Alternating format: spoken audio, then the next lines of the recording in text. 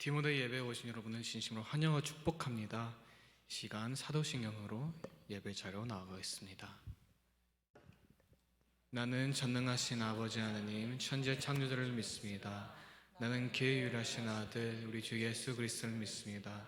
그는 성령으로 잉태되어 동정녀 마리아에게서 나시고 본디오 빌라도에게 고난을 받아 십자가에 못 박혀 죽으시고 장사한 지 사흘 만에 죽은 자 가운데서 다시 살아나셨으며 하늘에 오르시어 전능하신 아버지 하늘 우편에 계시다가 거기로부터 살아있는 자와 죽은 자를 심판으로 오십니다. 나는 성령을 믿으며 거룩한 공교회와 성도의 교제와 죄를 용서받는 것과 몸의 부활과 영생을 믿습니다.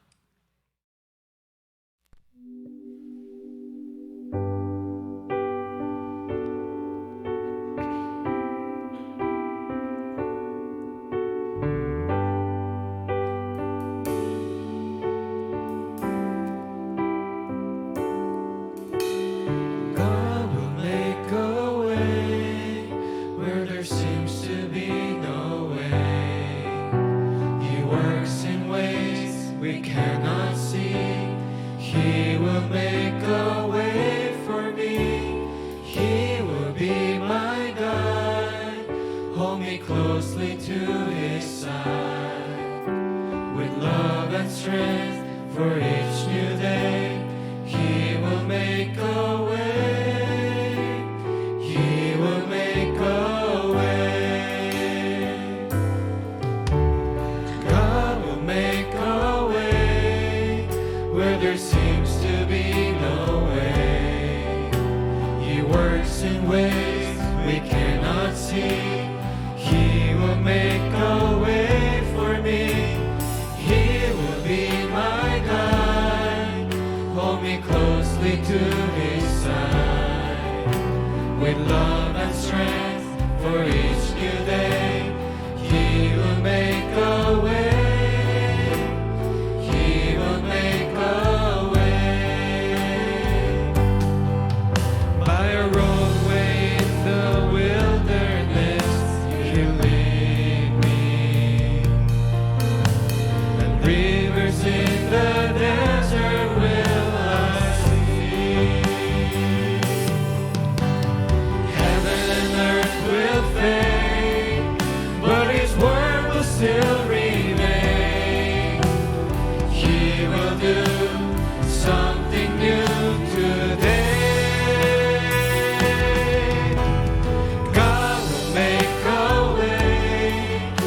There seems to be no way.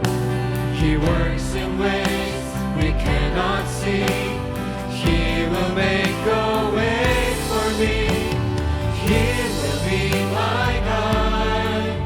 Hold me closely to his side.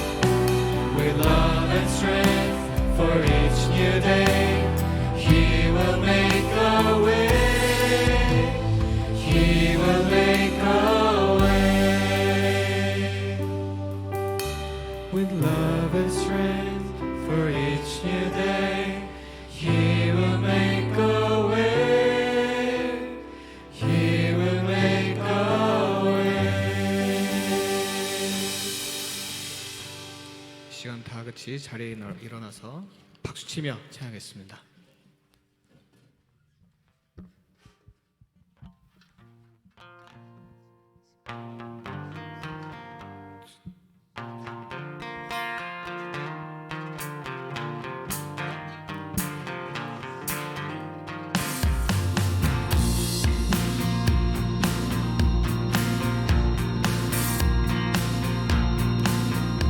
새 이모들이 주를 바랄 때, 주를 바랄 때, 우리 주를 바랄 때, 새 이모들이 주를 바랄 때, 주를 바랄 때, 우리 주를 바랄 때, 주님 통치하시네, 소망 구원 주시. 당신은 영원하신 주, 내 영원하신 주, 지친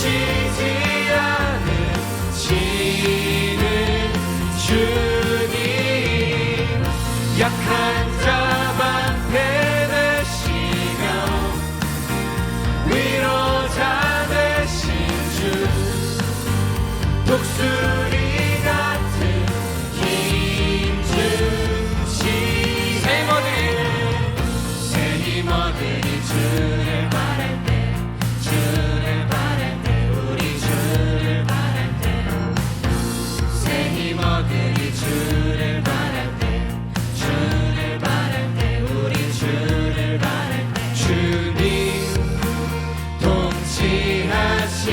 통치하시네 소망 구원 주시네 당신은 영원하신 주 내 영원하신 주 지치지 않으시는 주님 약한 자 방패 되시며 위로자 되신 주 독수리 같은 힘 주시네 주님 통치하시네 소망 구원 주시네 주님 통치하시네 소망 구원 주시네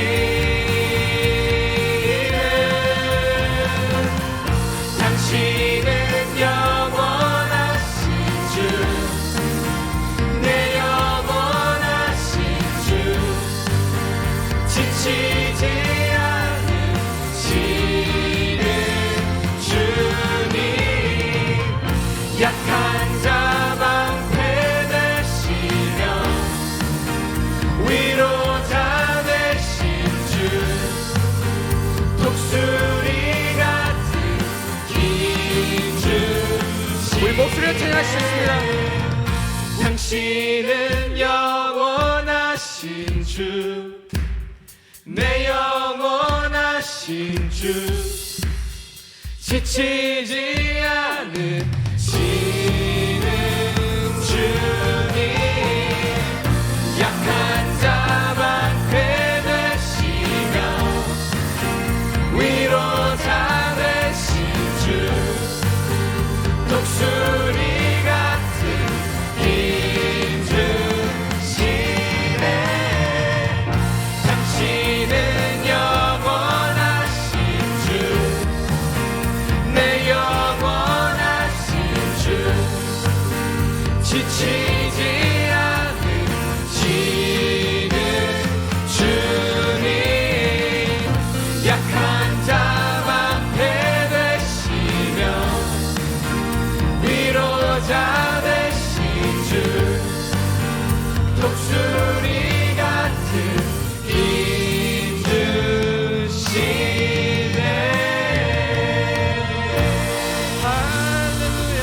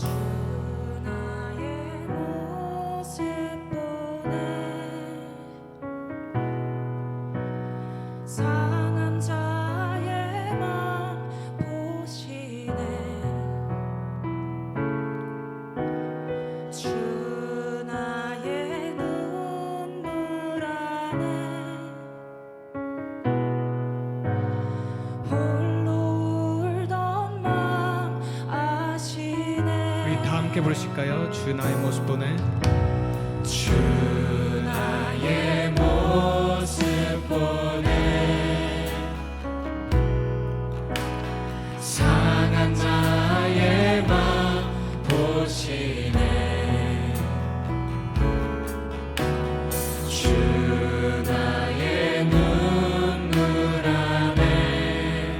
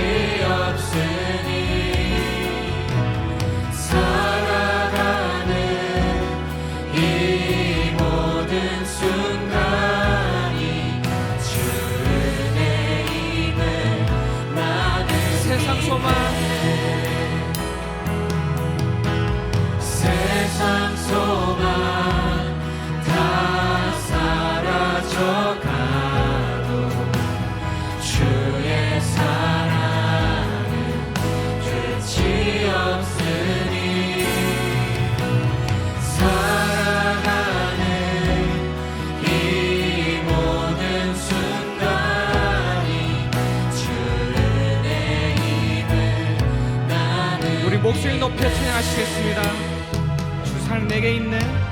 주 사랑 내게 있네. 그 사랑이 날 채우네. 주 내게 있네. 그대로 날 세우네. 세상 소망 다 사라져가도 세상 소망 다 사라져가도 주의 사랑은 끝이 없으니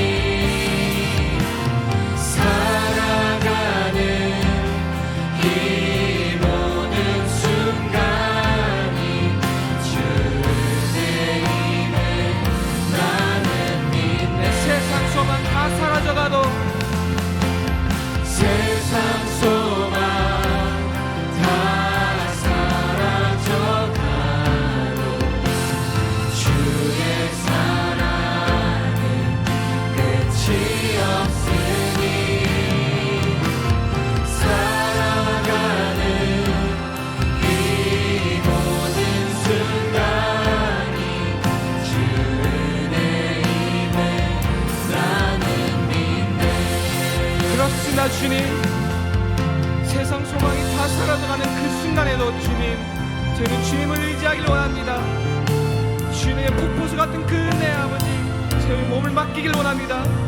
아버지, 저희 안에 주님의 크신 영광이 있도록 도와주시옵고, 아버지, 저희에게서 예수님의 향기가 날 수 있도록 아버지 주님 인도하여 주시옵소서. 주님 아버지, 그렇게 함께 고백하며 기도하겠습니다.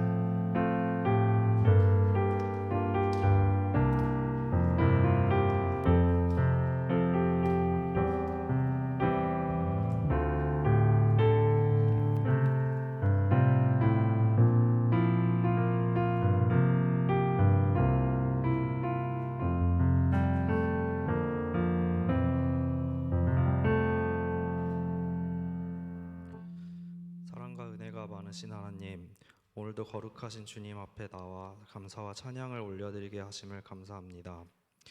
주님, 저희가 연약하여 지난 한 주 동안 그리스도인으로서 매사에 하나님을 먼저 찾고 은혜에 감사드리지 못했음을 회개합니다.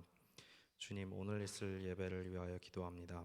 김희 목사님의 설교를 통해 저희에게 말씀을 전하실 때 성령님이 함께하여 주시고 이 예배를 위해 섬기는 모든 지체들을 기억하여 주시고 매 순간 동행하여 주세요.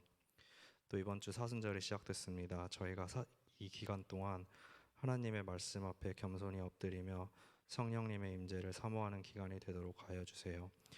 이 모든 말씀 살아계신 예수님의 이름으로 기도드립니다.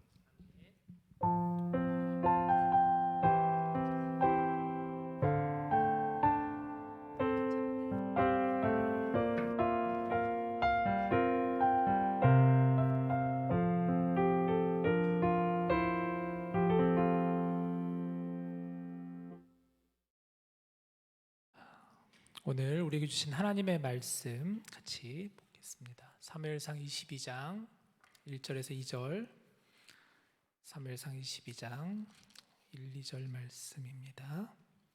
제가 1절, 여러분들이 2절 이렇게 읽읍시다.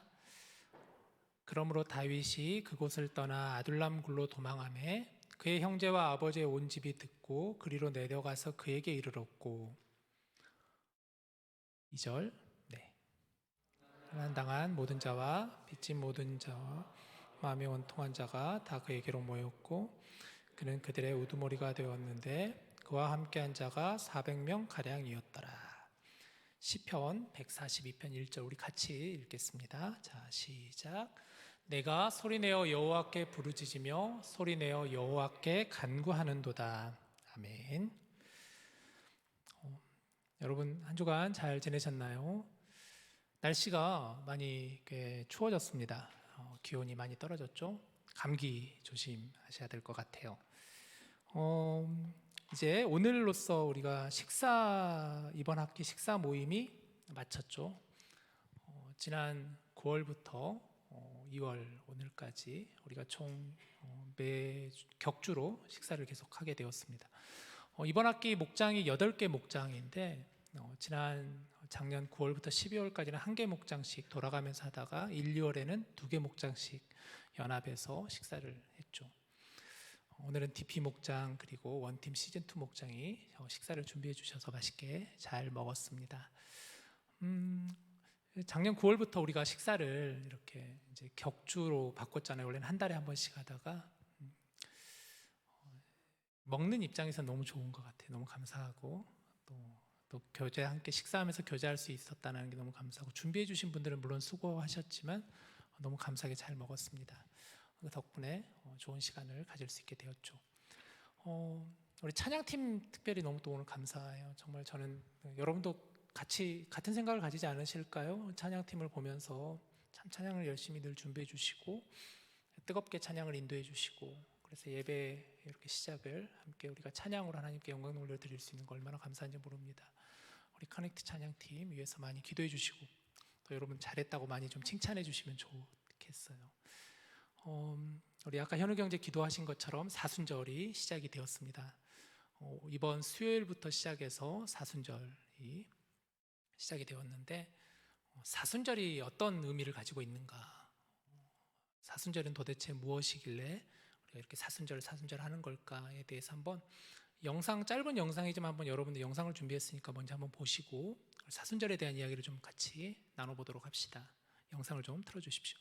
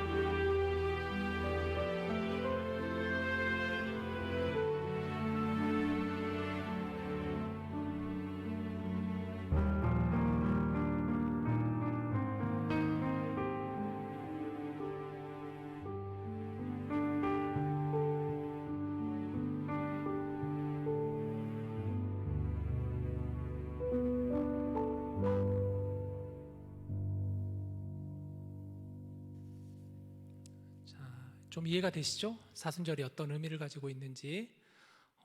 기독교의 절기 가운데서 우리가 특별히 구별해서 지키는 절기들이 좀 있잖아요. 성탄절 그리고 부활절 굉장히 중요하게 지키는 절기인데 사순절은 부활절 전 주일을 제외한 40일간의 기간을 사순절이라고 한다. 이 사순절은 우리가 예수님을 더욱더 깊이 묵상하고 또 우리를 위해서 지신 그 십자가를 우리가 바라보면서 하나님의 말씀 가운데 잘 거하며 또 절제하고 살아가는 그런 절기가 바로 사순절이다는 거예요. 성탄절 전 또 4주는 대림절이잖아요. 대림절이라고 할 수가 있죠. 이런 절기들이 굉장히 또 중요하게 지키는 절기입니다.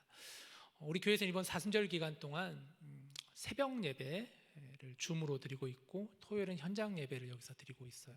새벽 6시에 줌으로 또 토요일에는 7시에 현장에서 누가복음 말씀을 가지고 목사님께서 사순절 말씀을 또 인도하십니다. 그리고 수요일마다 현장에서 또 예배를 드리고 있어요. 지금 지난 수요일도 보니까 우리 디모데 지체들 중에서 또 몇몇 분들이 나와서 함께 제2수요일 예배를 같이 드리고 어제 오늘 보니까 줌으로 새벽 예배 또 참석한 지체들이 있으시더라고요.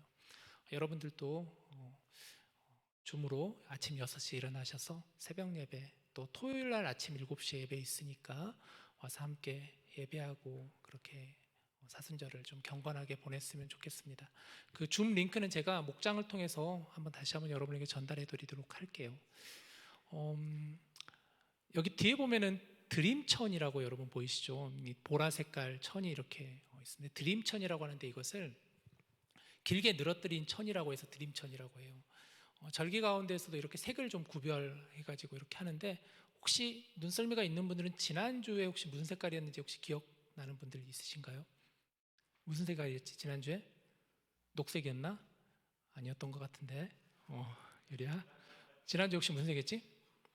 하얀색. 그렇지, 하얀색이었어. 하얀색. 괜찮아 유리야, 녹색도 있기는 있어. 녹색이 없는 건 아니야. 근데 지난주는 흰색이었어요. 나도 좀 당황스러운데 그렇게 말하니까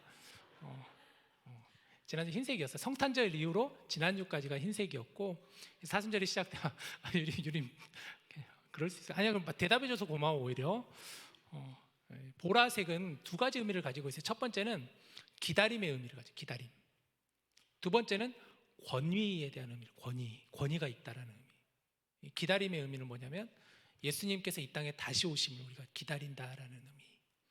그래서 사순절과 대림절에는 이렇게 보라 색깔로 절기를 기념합니다. 그리고 권위의 의미는 뭐냐면 예수님께서 왕 같은 분이시다, 이 땅의 왕이시다라는 그 권위를 상징하는 색깔이 바로 보라색이라고 해요. 예전 예수님 당시에는 이 보라색이 귀족이나 왕족들에게 사용되는 색깔이라고 합니다. 보라색이 굉장히 희귀한 진귀한 색이 바로 보라색이기 때문이죠. 그만큼 이런 색을 또 우리가 보면서 예수님을 더욱더 기다리고 예수님의 권위를 인정하면서 우리가 나아가는 절기가 바로 사순절이다 라고 여러분 한번 정리해 주시면 좋겠습니다.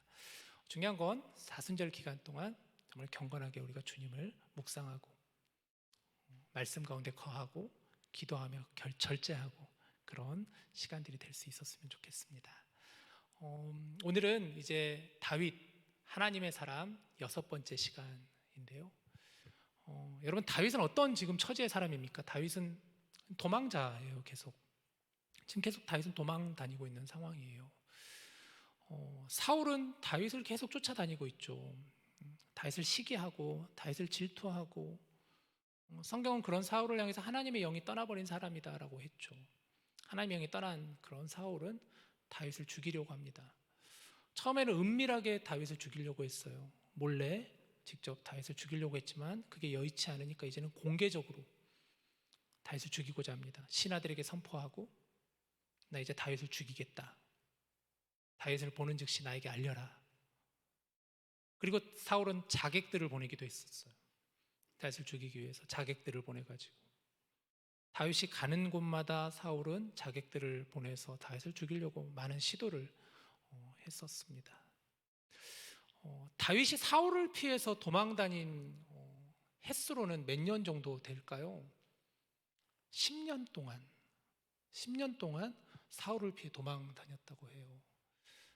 이게 10년 동안 여러분 도망 다닌다고 생각을 해보십시오. 이게 이게 쉬운 게 아니잖아요. 정말 어려운 일이잖아요. 10년 동안 사울의 눈을 피해서 자객들을 피해서 계속 도망 다녀야 됐다라는, 거처를 계속 옮겨야 됐었다라는 그런 다윗입니다.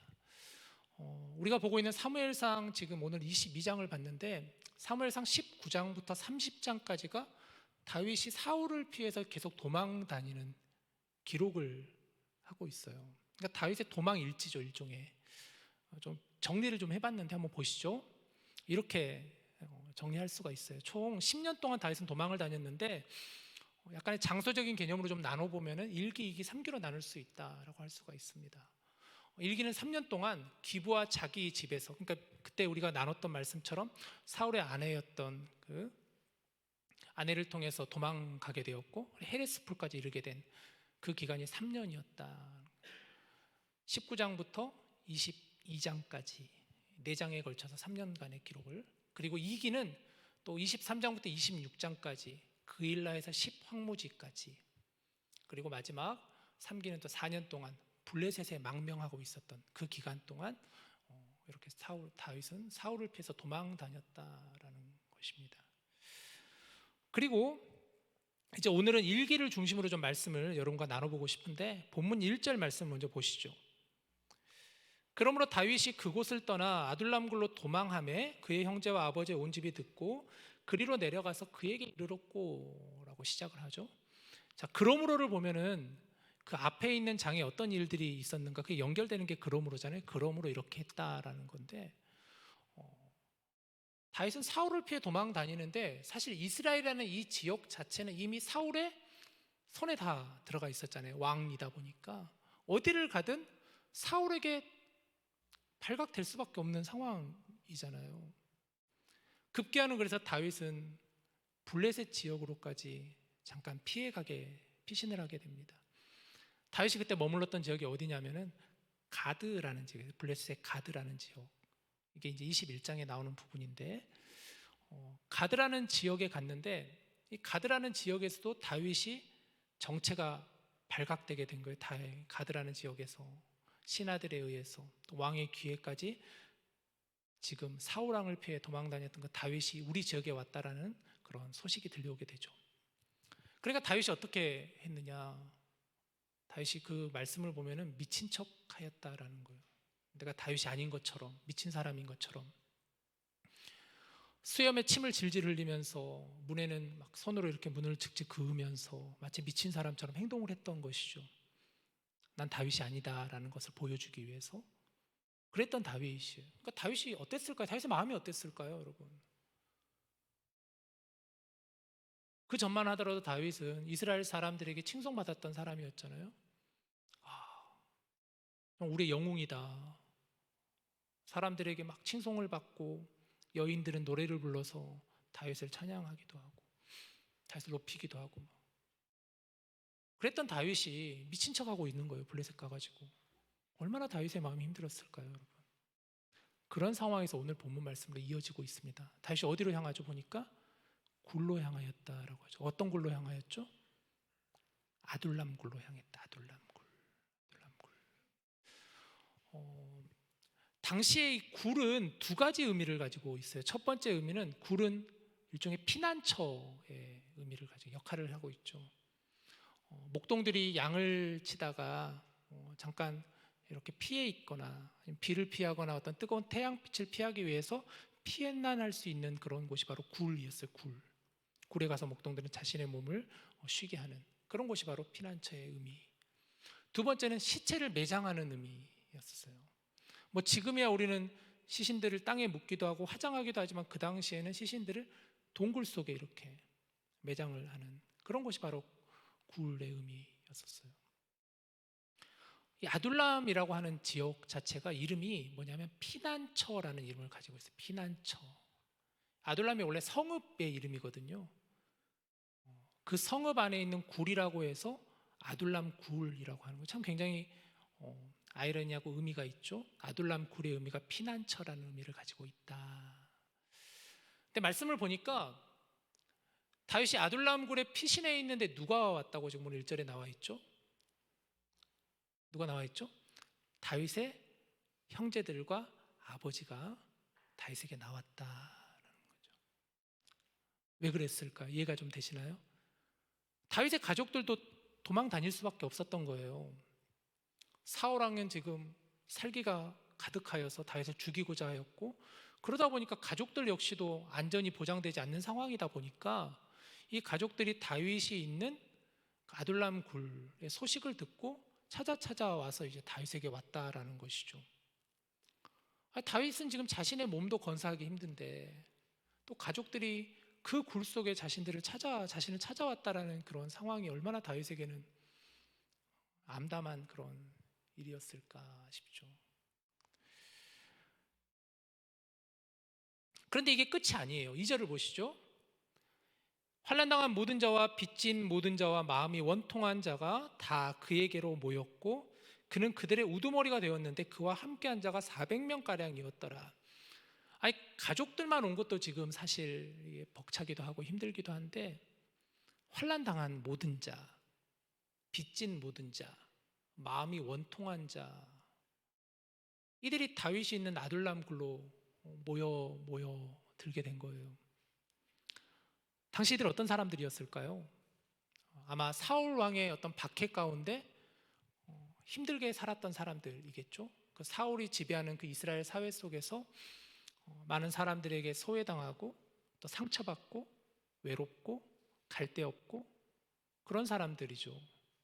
환난 당한 모든 자, 빚진 모든 자, 마음이 원통한 자, 그 사람들이 지금 400명가량이 다윗에게 더 오게 되었다. 아둘람 지역에 있는 굴 사진을 하나 좀 가져와 봤습니다. 정확하게 이게 아둘람, 그 다윗이 숨었던 아둘람 굴은 아니에요. 그런데 아둘람 지역에 있는 굴을 찍은 그런 사진을 제가 가지고 와 봤습니다. 이런 굴에 지금 숨어 있었다라는 거예요. 그런 모습을 한번 생각해 보시죠. 다윗과 가족들과 알지도 못하는, 그러나 다윗이 있다라는 얘기를 듣고 다윗과 함께 하였던 일종의 소외된 자들, 상처받은 자들, 오늘날로 말하면은 뭐라 그래야 될까? 루저, 아웃사이더, 왕따 같은 그런 사람들이겠죠. 이 굴 속에, 이 캄캄한 굴 속에 그들이 숨어 있는 거예요. 굴은 어둡죠. 습하죠. 그런 곳에 지금 다윗이 있다는 것입니다. 보면 다음 구절을 보면 이후에 다윗의 가족들은 모압이라는 지역으로 향하게 돼요. 조금 있다가 가족들을 먼저, 다윗은 가족들과 계속 있지는 않았고 가족들을 안 되겠다 싶어서 모압 땅의 가족들을 보냅니다. 모압 왕에게 의탁을 해요. 왜냐하면 다윗의 족보 가운데 다윗의 증조 할머니인, 고조 할머니라고 해야 되나? 룻이 바로 다윗의 고조 할머니인데 룻이 모압 사람이었거든요. 그러니까 모압과는 좀 다윗과 뭔가 연결이 되는 지점이 있었어요. 그래서 다윗은 그의 가족들을 모압 왕에게 맡겨둔 거죠. 그리고 다윗은 야둘람 굴에서 그들과 함께 지냈다라는 것입니다. 다윗의 처지는 정말 암담해요. 좀 내려갈 때까지 내려간 것 같은데 그게 끝이 아니라는 거예요. 더 이상 내려갈 데가 없을 정도로 지금 다윗은 정말 그런 상황에 처해 있다는 것입니다. 여러분, 그런데 놀라운 일이 벌어집니다. 이들이 나중에 어떻게 되었느냐? 다윗과 함께 있었던 이 400명의 사람들이 나중에 어떻게 되었느냐? 사무엘하 23장을 보거나 역대상 11장, 12장에 보면은 이들이 어떤 역할을 하게 되는지가 성경에는 기록되어 있습니다. 오랜 시간이 흘러서 다윗이 이스라엘의 왕이 되었을 때 그 당시에 있었던 이 400명들 가운데서 다윗 옆에서 어떤 사람은 군대 장관으로, 어떤 사람은 제사장으로, 어떤 사람은 백부장, 천부장으로 이스라엘을 이끄는 리더가 되었던, 다윗과 함께 했었던 그런 중요한 세력이 바로 이들 가운데서 나왔다라는 것이죠. 도대체 무슨 일이 일어난 것일까? 이 아둘람 굴 안에서 도대체 무슨 일이 있었던 것일까? 이것이 이제 궁금한 지점이라고 할 수가 있습니다. 사실 성경을 보면 아둘람 굴에서 무슨 일이 있었는가를 정확하게 알 수는 없어요. 그들이 아둘람 굴에 살면서 뭘 먹었는지, 어떤 생활을 했는지, 얼마나 오랫동안 그곳에 머물러 있었는지, 이것을 성경에서는 기록하고 있지는 않아요. 그러나 다윗이 아둘람 굴에 있을 때 다윗이 어떻게 지냈는가? 다윗이 또 어떤 시선을 가지고 살아왔는가? 그가 바라본 하나님은 어떤 하나님이었는가? 이것을 우리는 성경을 통해서 그러나 단서를 찾을 수가 있습니다. 그것이 바로 시편에 나와 있는 말씀이에요. 제가 전에도 말씀드렸죠. 시편을 좀 잘 봐야 된다. 우리가 다윗을 묵상하며 다윗 성경 공부를 할 때, 말씀을 볼 때 시편을 우리는 잘 봐야 된다. 시편은 150편 가운데 절반가량이 다윗의 시편입니다. 다윗이 고난당했을 때, 아니면 다윗이 왕에 있을 때, 그럴 때마다 다윗은 시편의 시를 통하여서 하나님을 찾고 하나님을 바라보며 그런 노래하고 기도하고 찬양하는 다윗을 볼 수가 있습니다.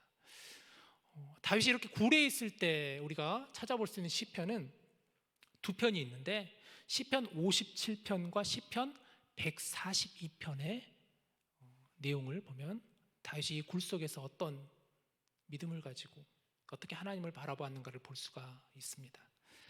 시편 57편은 그 장제목이라고 하죠. 표제어라고 하는데 다윗이 사울을 피하여 굴에 있던 때라는 것이고, 시편 142편은 다윗이 굴에 있을 때 지은 기도가 바로 시편 142편이에요. 자, 두 편 한번 봅시다. 시편 57편 1절 말씀 먼저 보시죠. 우리 같이 읽을까요? 자, 시작. 하나님이여 내 영혼이 주께로 피하되 주의 날개 그늘 아래에서 이 재앙들이 지나기까지 피하리이다. 하나님이여 내게 은혜를 베푸소서. 하나님이여 내게 은혜를 베풀어 주시옵소서. 이 다윗의 여러분 절박함이 느껴지시나요? 그 굴 속에서, 암담한 그 상황 속에서, 미래를 알 수 없는 그 상황 속에서 엎친 데 덮친 격으로 환난당한 자, 원통한 자, 빚진 자들이 그에게 찾아왔을 때 다윗은 하나님께 이렇게 구합니다. 내게 은혜를 베풀어 주시옵소서. 하나님 내게 은혜를 주시옵소서. 하나님의 날개 그늘 아래에서 이 재앙들이 지나기까지 피하기를 원합니다. 하나님 내게 은혜를 베풀어 주시고 하나님의 날개 그늘 아래 나를 피할 수 있게 하여 주시옵소서. 다시 이렇게 하나님께 은혜를 구하고 있습니다. 수많은 장애물들이 우리는 얼마나 많습니까, 여러분?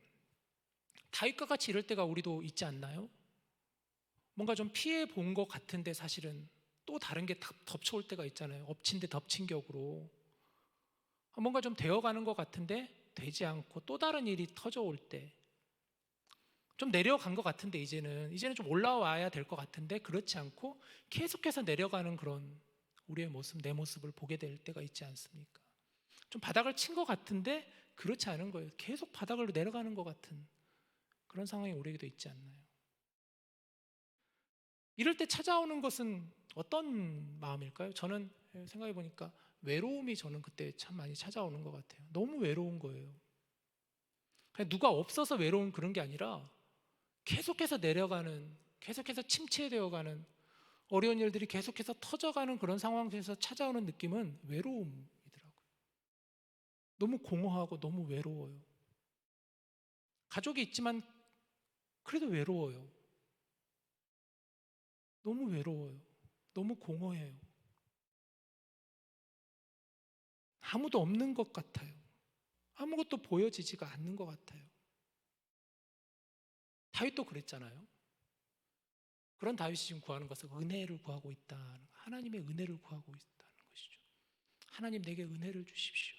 은혜 아니면 내가 이것을 버틸 능력이 없습니다. 힘이 없습니다. 하나님 은혜를 베풀어 주십시오. 내가 피할 수 있는 하나님의 날개 그늘 아래 거할 수 있는 그 은혜를 하나님 내게 구하여 주시옵소서. 그렇게 고백하는 다윗을 우리는 보게 됩니다. 더 이상 내려갈 곳이 없었다라는 책이 있습니다. 설교를 준비하면서 이 책을 읽어봤는데 여러분 혹시 작년 봄에 우리 교회 부흥회로 오셨던 홍민기 목사님을 혹시 기억하시나요? 작년 때 1년 전에 그 약간 머리숱이 없으시고 등치는 굉장히 크시고 그 목사님, 약간 산적같이 생기신 목사님이죠. 그 목사님 안 계시니까 뭐 이렇게 하는데 그 목사님 말씀이 너무 좋았어요. 저는 그때 오셔가지고 굉장히 직설적인 말씀을 하셨어요. 굉장히 우리 청년들이 많은 은혜를 받았다고 저는 그때 피드백을 많이 받았는데 이 목사님이 쓰신 책인데 이 목사님께서 한국에서 이 목회를 하시다가 너무 이제 어려운 상황에 처한 거예요. 여러 가지 가정적인 문제도 터지고 또 목회적인 문제도 터지고 그러다 보니까 목회를 도저히 할 수 없는 그런 상황이 이르게 된 거예요.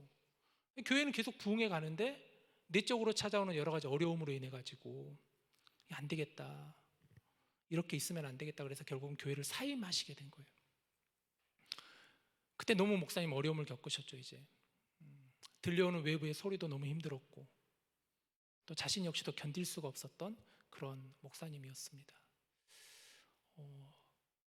그때 이제 목사님께서 묵상했던 말씀이 시편 23편 말씀을 이렇게 말씀을 보다가 우리가 잘 아는 시편 23편, 여호와는 나의 목자시니 내게 부족함이 없으리로다, 그 말씀 있잖아요. 우리가 잘 아는 그 말씀을 이렇게 붙잡고 기도하고 묵상하는 가운데 쓰신 책이 이 책이에요. 더 이상 내려갈 곳이 없었다 라는 책이에요. 책을 소개하는 글을 제가 그대로 따와봤는데요.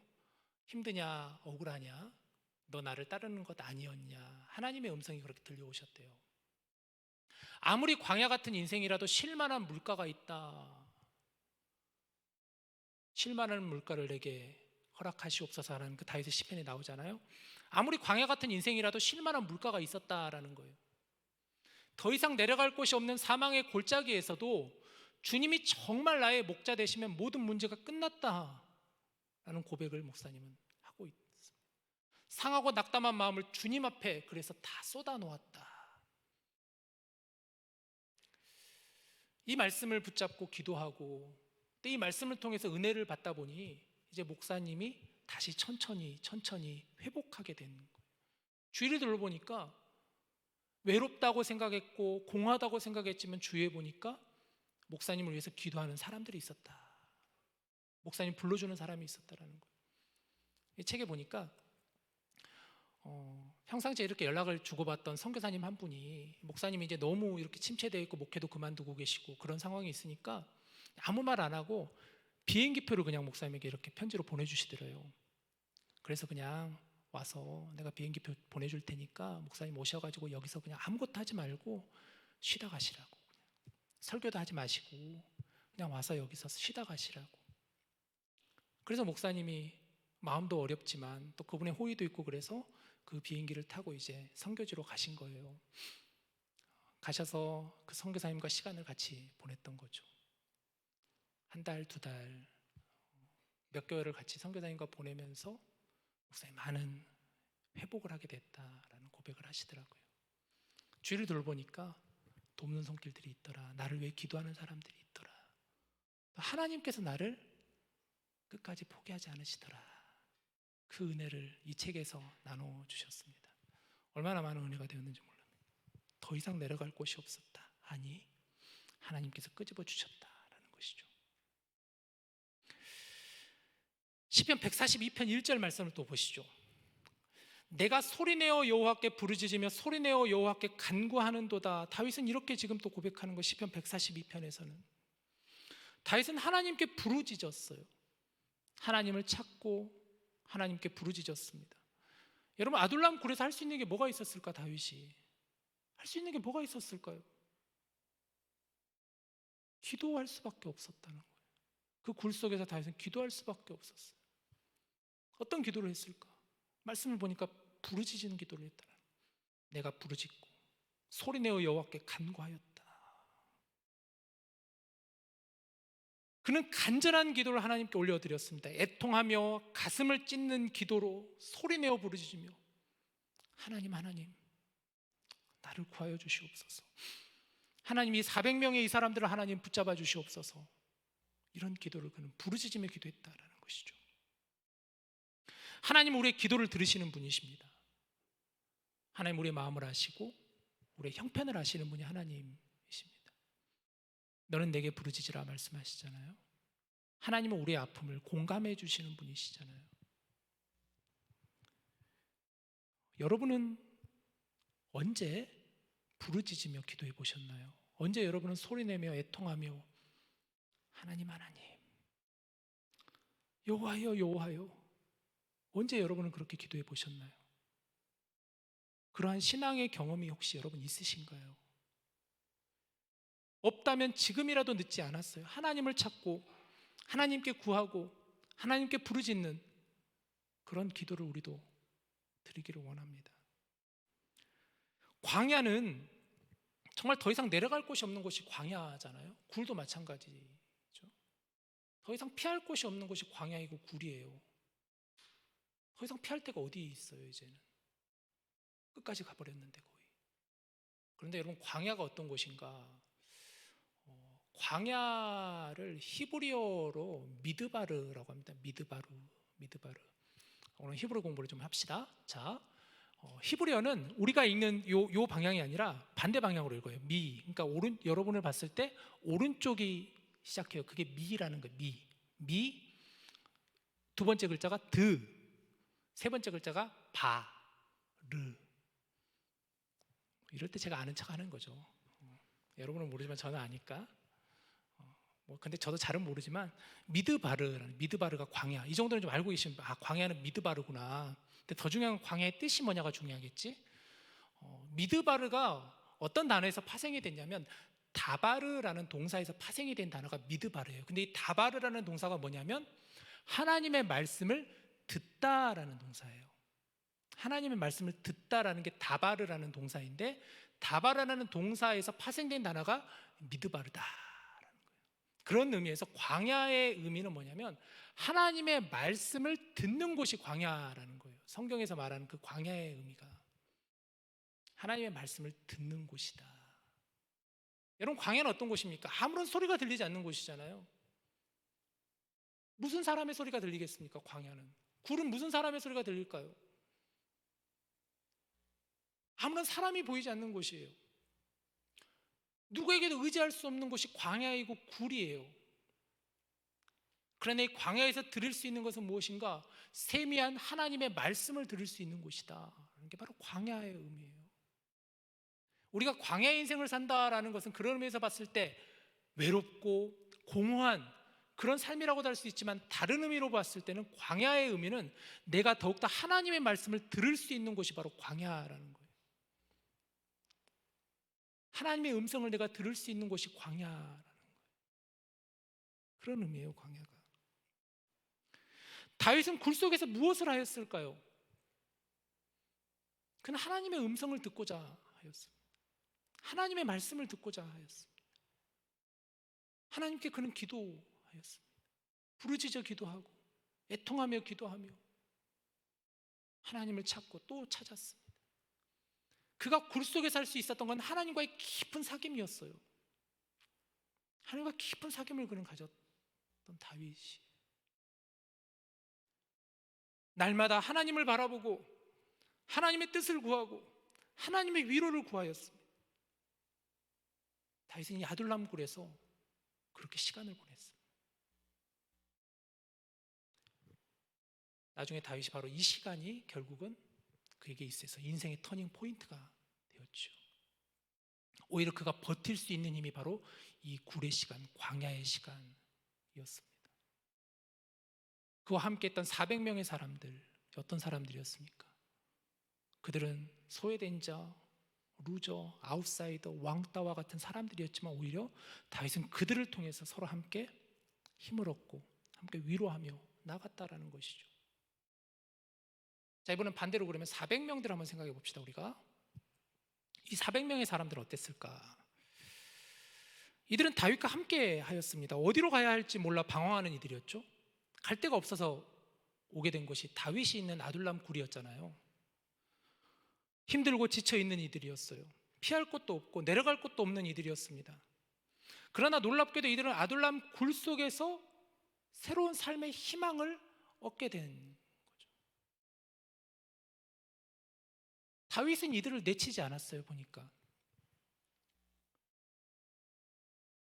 자신에게 쓸만한 사람을 데리고 있고 그렇지 않은 사람들을 내보내지 않았어요. 다윗 이들과 함께 했어요. 이들을 받아들이며 자신에게 오는 일은 누구나 받아들였어요. 또 이들은 다윗을 보면서 다윗의 믿음을 지켜보았을 거예요. 정말 저 다윗이 하나님의 사람이구나. 정말 저가 하나님을 간절하게 의지하고 하나님을 믿는 하나님의 사람이구나. 다윗의 선한 영향력을 이들이 바라보았을 거예요. 여러분, 야둘람 굴은 예수님의 모형을 보여주는 곳이라고 할 수가 있습니다. 예수님 당시에도 예수님을 따르는 이들이 바로 야둘람 굴에 모여있는 400명과 같은 사람들이었잖아요. 예수님을 따르는 자들이 어떤 자들이었죠? 소외된 자, 가난한 자, 병든 자, 그들이 예수님을 따라다녔잖아요. 고아, 과부, 어린아이들, 사람들에게 손가락질 당하고 외면당하고 멸시당하던, 내려갈 곳이 더 이상 없을 것 같은 그런 이들이 예수님을 따라다녔습니다. 우리 예수님도 그들을 차별하지 않으셨습니다. 누구든지 다 내게로 오라. 내게로 나와서 내가 주는 물을 먹어라. 내가 주는 물은 영원한 생명의 물이다. 다 내게로 오라. 내가 너희를 쉬게 하리라. 예수님 말씀하셨잖아요.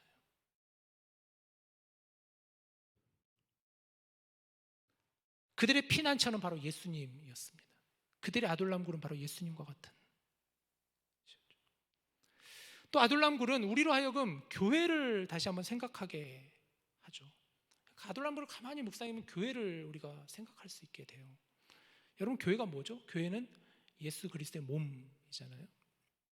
교회는 예수님께서 머릿돌이 되시고 하나님의 성전인 우리가 각자가 모여 서로 연결되어 있는 게 교회다. 우리 예배소서 말씀을 통해서 같이 나누었잖아요. 머릿돌 되시는 예수님께서 중심이 계시고 우리는 하나님의 성전인 우리가 각자 서로 연결되어서 주님의 몸된 성전을 이루고 있다. 그게 교회잖아요. 우리를 생각해 봅시다. 우리는 그리스도의 몸된 교회를 이루고 있는 성도들이에요. 한편으로 우리는 모두 다 상처를 받고 상처를 주는 사람들이라고 할 수가 있죠.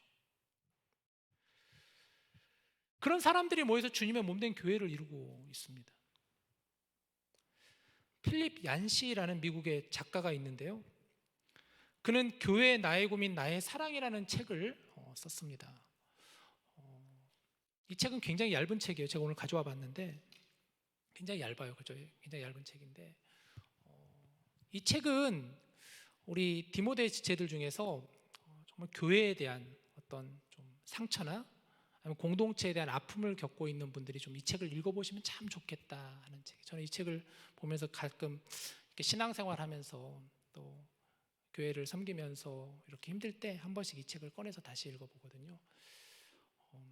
가져온 이유는 여러분 빌려드리려고. 혹시 목사님 저 요즘에 교회 때문에 힘들어요, 공동체 때문에 힘들어요 하는 분들 저에게 오세요. 그러면 제가 빌려드릴게요. 이 책 읽고 좀 희망을 얻으시라고, 소망을 가지시라고.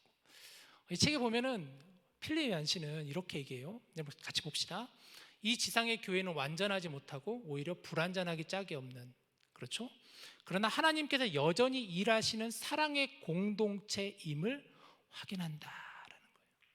불완전한 사람들이 모여 있는 곳, 그러나 하나님께서 일하시는 곳, 사랑의 공동체임을 확인한다. 다음 한번 보시죠. 그래서 그는 이렇게 얘기합니다. 그러므로 교회란, 그것도 하나님의 교회란 한없이 크고 한없이 작다. 그토록 크므로 겸손한 자들이 와서 높임받는 곳, 그토록 작음으로 높은 자들이 낮고 낮아져야 들어올 수 있는 곳, 교회란 실로 이와 같다. 우리는 비록 작곡가가 애초에 구상한 음에는 결코 이르지 못하겠지만 불완전한 그 음이 남아 세상에 들려줄 사람은 우리 외에는 없다. 그렇죠? 애초에 작곡가가 구상한 그 음에는 이르지 못하지만 불완전한 음이 남아 우리는 이 세상에 들려줄 수 있는 이가 우리밖에 없다라는 거예요. 그리스도의 몸된 교회를 이루어가는 하나님이 부르신 우리들, 하나님이 택하신 우리들, 그리스도인으로 부름받은 우리들이 주님의 몸된 교회를 이루고 있는 이유, 그리고 우리가 그렇게 살아야 되는 이유가 이 책에서는 얘기하고 있습니다.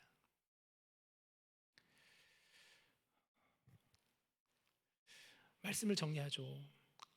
저는 오늘 이 말씀을 우리가 같이 붙잡으면서 여러분들과 좀 기도하고 싶습니다. 우리 디모데가 여러분 아둘람 공동체와 같은 디모데가 되었으면 좋겠어요. 믿음의 공동체, 또 치유의 공동체, 기도의 공동체, 그러니까 우리 디모데가 되었으면 좋겠어요. 또한 저는 우리 교회가 그런 아둘람 공동체와 같은 교회가 되기를 원합니다. 제가 처음 우리 교회에 왔을 때, 처음 우리 교회 예배당에 처음 들어왔을 때 부임해서 이 예배실 모습을 딱 보는데 어떤 그림이 여러분 상상이 되셨어요? 여러분도 처음 교회를 이렇게 보셨을 때 어때요? 저는 이 모양이 굉장히 기도하는 모양처럼 이렇게, 그래서 참 교회 예배당 너무 예쁘다, 이렇게 저는 첫 인상을 받았거든요. 우리 교회를 들어왔을 때 굉장히 모양이 참 예쁘다, 교회 모양이, 이 예배실이. 우리 교회가 그런 교회가 되었습니다. 기도하는 교회, 서로 아둘람 공동체와 같이 힘들고 지친 이들이 누구나 찾아와서 그곳에서 하나님을 예배하고 하나님을 찬양하고 그곳에서 위로함 받고 치유받고 세상으로 나아가는 그런 교회, 우리 디모데가 그런 공동체가 되었으면 좋겠다. 우리 많은 유학생들이 계시잖아요. 많은 학생분들이 계시잖아요. 여러분들 가지고 있는 많은 어려움들이 있으시잖아요. 요즘에 저희가 이제 기도하는 제목 중에 하나는 우리 디모데 지체들 중에서 신분의 문제 때문에 지금 뭔가 빨리 결정돼야 되는 이들이 있잖아요. 계속해서 이력서를 넣고 대학원 지원서를 넣고, 또 회사에서도 마찬가지 불안정한 여러 가지 상황 때문에 여전히 언제까지 여기 있어야 되나, 어떻게 해야 되나, 앞으로 그 다음 어떻게 해야 될지, 이런 것 때문에 너무 고민하고 너무 힘들어하는 이들이 참 많이 있습니다. 이제 졸업식도 다가오고 그러니까 더 그게 이제 극에 달한 분들이 많이 계셔 보여요. 그들이 우리 공동체 안에서 또 함께 힘을 얻고 위로함을 받고 기도함을 받고 그런 공동체가 되었으면 좋겠다. 저는 이곳이 아둘람 굴이 되었으면 좋겠습니다. 그렇게 아둘람 굴을 우리가 만들어 갔으면 좋겠어요. 우리의 신앙이 더욱 성장하고 서로 사랑하고 서로 아껴주고 서로 세워주는 그런 아둘람 굴이 되기를 바랍니다.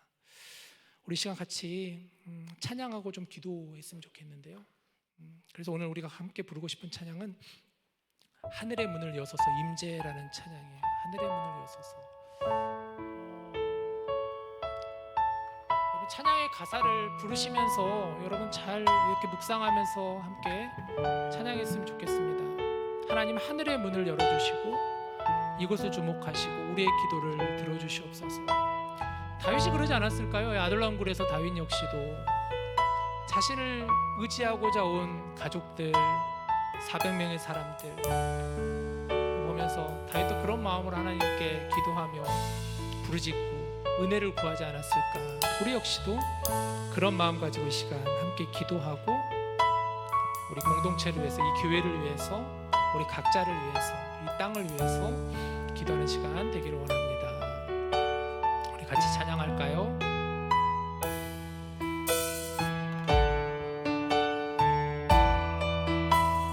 하늘의 문을 여서서, 하늘의 문을 여소서, 이곳을 주목하소서, 이곳을 주목하소서. 주를 향한 노래가 꺼지지 않으니 하늘을 열고 보소서, 하늘을 열고 보소서. 이곳에 임재하소서, 이곳에 임재하소서. 주님을 기다립니다. 기도의 향기가 하늘에 닿으니 주여 임재하여 주소서.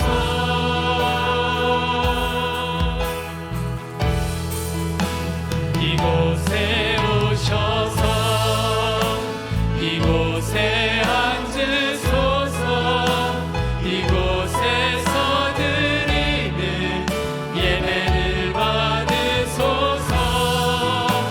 주님의 이름이 주님의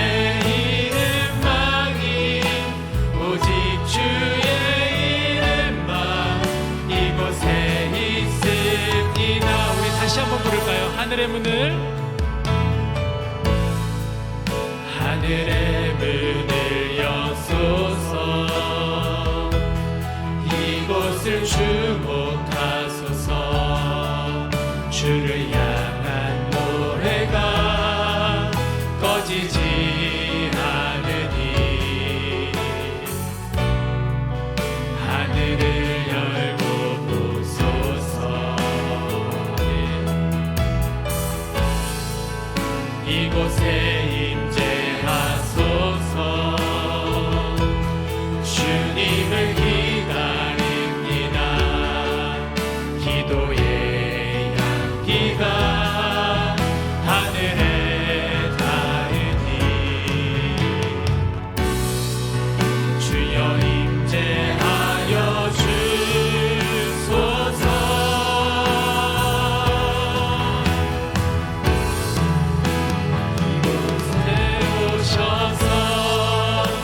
이곳에 앉으소서 이곳에서 드리는 예배를 받으소서 주님의 이름만이 오직 주의 이름만 이곳에 우리 다시 고백합시다. 이곳에 오셔서 이곳에 앉으소서 이곳에서 드리는 예배를 받으소서 주님의 이름만이 오직 주의 이름만 이곳에 있습니다. 우리 시간 같이 기도합시다. 여러분들 언제 부르짖는 기도를 해보셨나요? 언제 하나님께 정말 간절하게 내 마음을 토로하며 내 어려움과 내 아픔과 내 사정과 내 형편을 주님께 아뢰며 언제 여러분 간절하게 기도해 보셨나요? 오늘 이 시간 우리 같이 함께 기도했으면 좋겠어요. 우리 각자의 기도 제목을 가지고 하나님, 지금 저 다윗도 아둘람굴에 갇혀 있고 400명의 사람들도 저 아둘람굴에 갇혀 있으면서 그들이 하나님을 바라보며 하나님께 외치고 부르짖었던 그들의 그 기도처럼 하나님 이 시간 저 역시도 하나님께 나아갑니다. 이 아둘람굴 같은 이 기도의 처소에서, 이 예배당에서, 이 교회에서, 이 공동체 안에서 내가 하나님을 찾습니다. 하나님께 부르짖습니다. 하나님 나의 기도를 들어주시옵소서. 하나님 은혜를 주시옵소서. 하나님 말씀하여 주시옵소서. 내가 이 가운데 듣겠나이다. 하나님 나의 말씀을, 하나님의 말씀을 듣게 하여 주시옵소서. 이런 마음 가지고 우리 시간 같이 함께 주여 한번 외치고 여러분 각자의 문제를 가지고 우리 같이 함께 시간 기도하겠습니다. 주여! 하나님 아버지 하나님, 우리의 모든 아픔과 우리의 사정과 형편을 아시는 주님이시오. 내려갈 때까지 내려간 것 같지만 더 내려갈 수밖에 없었던, 더 이상 내려갈 곳이 없었던 그러한 나의 상황과 형편을 주님 아시는 분이시오. 하나님 이 시간 하나님께 나아가오니, 하나님께 찾아오니, 하나님의 말씀을 구하오니 하나님 내 귀에 들어주시옵소서. 내 마음에 들려주시옵소서. 따라하여 보게 하여 주시옵소서. 하나님을 의지하게 하여 주시옵소서. 하나님을 바라보게 하여 주시옵소서. 사람을 바라보기보다 사람을 의지할 때 내가 넘어지고 내가 실망하고 내가 넘어질 때가 얼마나 많은지, 하나님 이 시간 오늘 주신 이 말씀을 붙잡고 내가 기도하오니 하나님 내 안에 역사하여 주시옵소서. 주님 내 안에 붙잡아 주시옵소서. 내 삶을 인도하여 주시옵소서. 우리 사랑하는 디모데 지체들의 삶을 주님 붙잡아 주시고 이들의 길을 인도하여 주시옵소서. 문을 열어주시옵시고 창문을 열어주시옵소서. 하나님의 손을 붙잡고 일어나게 하여 주시옵시고 하나님을 바라보고 다시 한번 일어나게 하여 주시고 걸어가게 하여 주시옵소서. 하나님 때마다 일마다 찾는 그 주님의 은혜가 우리 각자의 삶 가운데 이 시간 임하게 하여 주시옵소서. 우리의 삶의 자리를 주님의 기도의 자리로 삼게 하여 주시옵시고 주님을 찾는 자리로 삼게 하여 주시옵시고 하나님 이들의 기도가 하나님께 응답되어지게 하여 주시옵소서. 이들의 마음을 주님 위로하여 주시옵소서. 이들의 눈물을 닦아 주시옵소서. 이들의 마음을 어루만져 주시옵소서. 하나님 주님이시여 위로하여 주시옵소서. 하나님의 그 상처를 꿰매어 주시옵소서. 그 상처를 싸매어 주시옵소서. 하나님이 하나님께 나아가는 이들의 손길을 붙잡아 주시고 하나님께 부르짖는 자들의 기도에 응답하여 주시옵소서. 간절히 구하는 자들의 그 기도에 응답하여 주시옵소서. 사랑하는 우리 지체들에게, 우리 청년들에게 하나님 주시는 말씀이 임하게 하여 주시옵소서. 그 말씀을 붙잡고 걸어가게 하여 주시옵소서. 그 하나님의 사랑을 붙잡고 일어나가게 하여 주시옵소서. 우리 디모데 공동체가 아둘람굴과 같은 공동체가 되게 하여 주시옵소서. 서로가 서로를 사랑하며 서로가 서로에게 위로가 되게 하여 주시고 그 은혜를 가지고 나아갈 수 있게 하여 주시옵소서. 우리 인생의 믿음의 터닝 포인트가 이 자리가 되게 하여 주시옵시고 이 시간이 되게 하여 주시옵시고 이 청년의 때가 될 수 있도록 주님 인도하여 주시옵소서. 하나님 우리 공동체를 붙잡아 주시고 이 공동체 안에 하나님의 사랑을 부어주시옵소서. 하나님의 은혜를 부어주시옵소서. 복음의 능력으로 살아나는 공동체 되게 하여 주시옵소서. 복음의 은혜로 일어나는 공동체 되게 하여 주시옵소서. 주님, 그렇게 우리가 나아가게 하여 주시옵소서. 그렇게 우리가 살아가게 하여 주시옵소서. 아버지,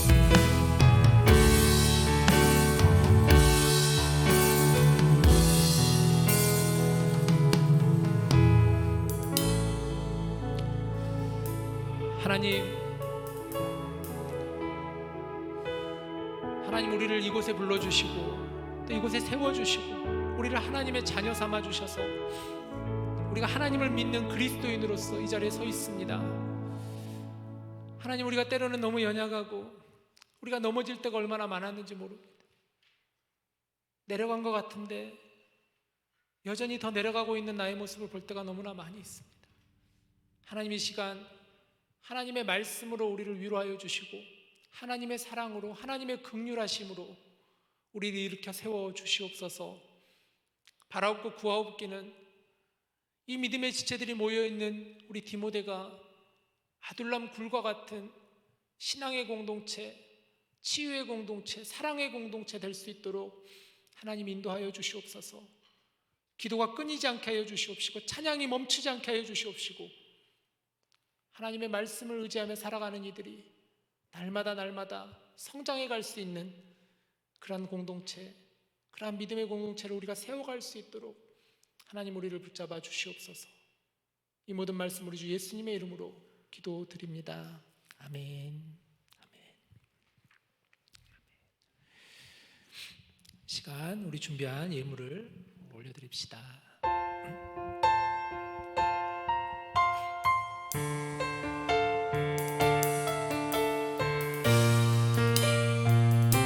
나의 모습, 나의 소유. 나의 모습, 나의 소유, 주님 앞에 모두 드립니다. 모든 아픔, 모든 기쁨, 내 모든 눈물 받아주소서.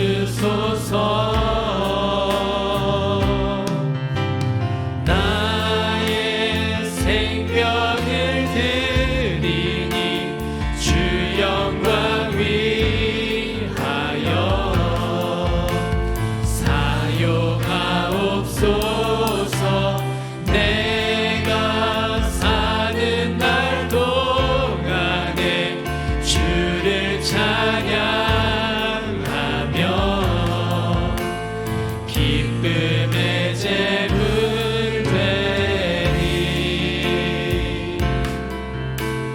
나를 받아주소. 내가 사는 날 동안에 주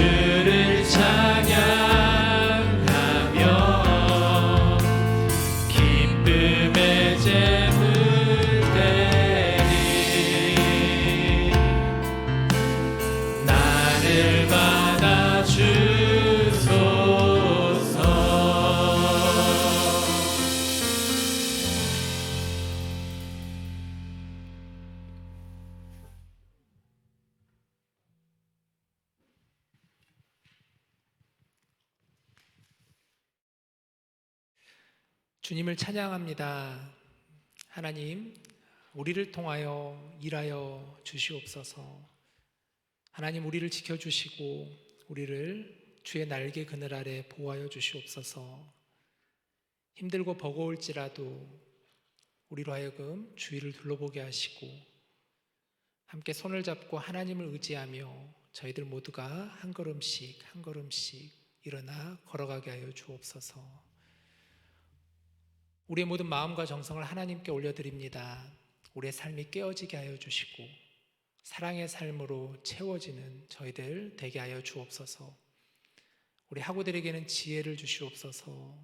또 우리 직장인들에게는, 또 졸업을 준비하고 있는 이들에게는 모든 닫힌 문들이 열리는 은혜와 축복을 경험하게 하여 주시옵소서. 오늘 드려지는 예물이 쓰여지는 곳마다 하나님의 시선이, 하나님의 마음이 드러나고 나타나게 하여 주시고 연약함을 긍휼함으로 부어주시사 하나님의 놀라운 은혜가 채워지는 이 땅 되게 하여 주옵소서. 이 모든 말씀 우리를 구원해 주시고 우리의 피난처 되시는 우리 주 예수님의 이름으로 기도드립니다. 아멘.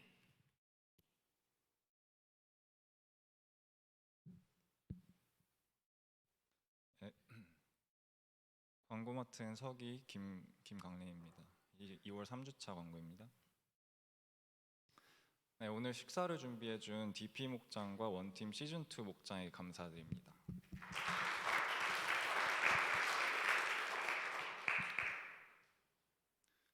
오늘 목장 성경 공부가 있습니다. 그리고 다음 주가 2023 가을학기 목장 종강일입니다. 또 중보기도 모임이 계속 매주 수요일 7시에 있고요. 장소는 무스타워 2-580에 있습니다.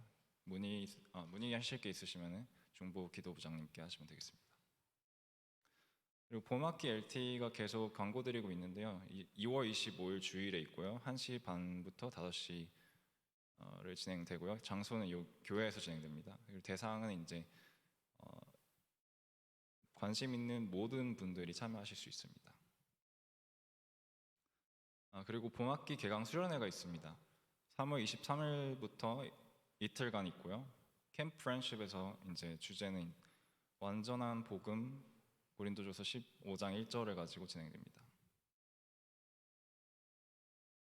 사순절 새벽기도회가 있는데요. 월요일부터 금요일은 이제 오전 6시 줌을 통해서 진행하고요. 토요일에는 이제 현장 예배 오전 7시에 진행이 됩니다. 그래서 청년부 상반기 회배 안내를 드리고 있는데요. 이제 주는 5불이고요. 그리고 마감 일시는 23일까지 지불해 주시면 되겠습니다. 문의 주면은 끊기는데 회장님께 질문해 주시면 되겠습니다.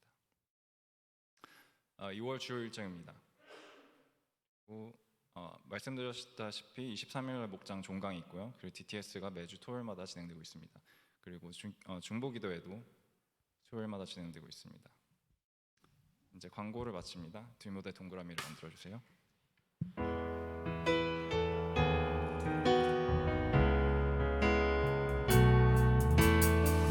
자, 우리 아둘람 공동체와 같은 우리 공동체를 서로 축복하고 서로를 격려합시다. 하나님의 사랑이, 하나님의 사랑이 당신의 삶 가운데 가득하기를 축복합니다. 하나님의 은혜가 우리 가운데 가득하길 기도합니다. 하나님의 사랑이, 하나님의 사랑이 당신의 삶 가운데 가득하기를 축복합니다. 하나님의 은혜가, 하나님의 은혜가 우리 가운데 가득하길 우리의 마음을 담아서 가득하길 기도합니다. 가득하길 가득하길 기도합니다. 가득하길 기도합니다.